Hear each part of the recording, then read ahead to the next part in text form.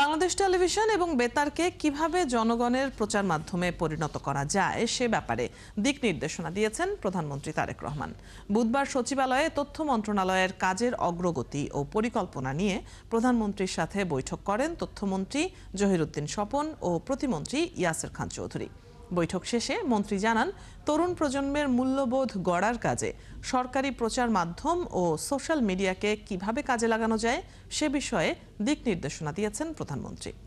BTV এবং বাংলাদেশ বেতারকে কিভাবে আমরা জনগণের কাজে লাগাতে পারি সে বিষয়ে উনি দীর্ঘক্ষণ কথা বলেছেন এবং উনি সবচেয়ে বেশি গুরুত্ব দিয়েছেন যে বাংলাদেশের তরুণ প্রজন্মের জন্য মূল্যবোধ গড়ার কাজে আমাদের সরকারের অধীনস্থ সমস্ত প্রচার মাধ্যমকে আমরা কিভাবে কাজে লাগাতে পারি এবং একই সঙ্গে সোশ্যাল মিডিয়াকেও আমরা কিভাবে কাজে লাগাতে পারি।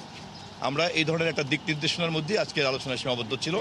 আমরা সেই অনুযায়ী একটা প্রস্তাবনা তৈরি করে ভবিষ্যতে আবার কথা বলবো।